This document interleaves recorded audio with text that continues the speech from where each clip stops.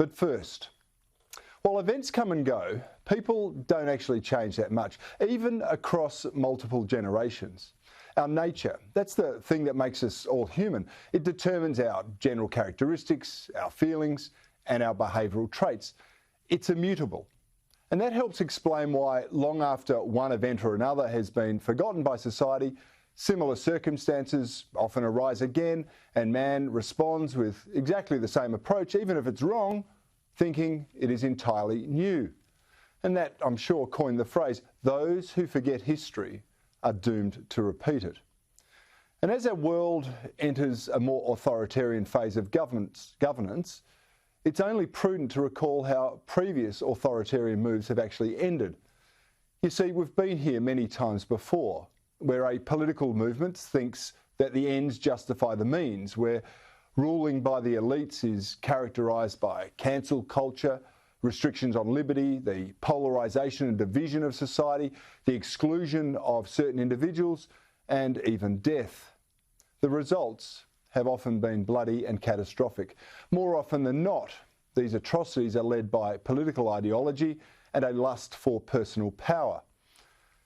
Perhaps the best known of them was the rise of National Socialism in Nazi Germany between 1939 and 1945. This is where 6 million Jews were systemically murdered, and others, Poles, the Gypsies, the disabled, the homosexuals and the Freemasons, were all targeted, and sometimes with death. Before that, beginning in 1922, there was the communist regime of Joseph Stalin, who murdered an estimated 15 million people by famine, by purges, by labour camps and through direct massacres. Stalin's atrocities have been largely forgotten as the unreconstructed communists among us seek to sanitise their ideology. But prior to Stalin, we had the Young Turks and their Ottoman Holocaust. Now, this is a collective term to describe various genocides that killed an estimated 1.5 million Armenians, 300,000 Assyrians and 750,000 Greeks. Now, one would think the world would have learned something from these tragic events.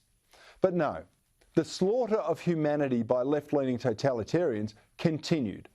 The rise of the Chinese Communist Party founder Mao Zedong introduced the Great Leap Forward. That's a very catchy three-word slogan, of course, but it delivered slave labour, a series of purges known as the Cultural Revolution, and widespread famine. Some experts estimate the body count from this disgraceful period in Chinese history as being as high as 100 million people. It's an interesting observation that these and other totalitarian regimes all started with a desire to control the populace. Then, as power became more concentrated in fewer people, human nature took over and the quest for total dominance became the ultimate goal. I'd hazard a guess that few school children today know the facts surrounding the Soviet era, or Nazi Germany, or the Young Turks, or the rise of the Chinese communists. Even fewer would be familiar with the communist Khmer Rouge, killing fields of Cambodia, or the despotic intergenerational reign in North Korea, or Tito's communist Yugoslavia. Instead, our children are fed a diet rich in self-loathing, where the West are the tyrants and everyone else is the victim. And that's why we see history repeat, ignorance and inaction in the face of similar circumstances. Right now, the world is turning a blind eye to what's going on in China. They're doing so mostly for financial reasons. You see, it seems that nothing soothes righteous anger like a bucket load of Communist Party money. That's why the Chinese Communist Party's forced labour camps and their human rights abuses against the Uyghur people, as just one example, barely rate a mention in our daily news services. And even the highly public campaign against modern-day slavery and forced labour by billionaire Andrew Forrest saw him remain silent on the issue.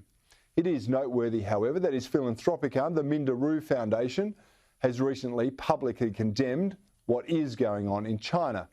I say that's a start, and it's actually a lot more than many other business leaders or community leaders have actually done. Now, I understand the business acumen behind that.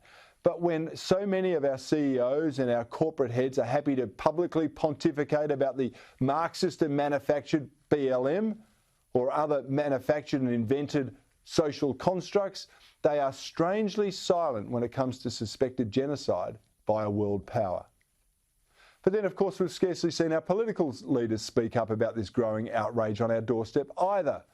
The thinking seems to be, if we ignore it or we appease it, perhaps it will all just go away. Well, they said the same about Stalin and Pol Pot and Hitler and Mao previously. The thing is, tyranny just doesn't go away. History shows that it gets worse and worse and worse until it is actually stopped. We cannot afford to turn our back on the lessons of history, lest we be doomed to repeat it.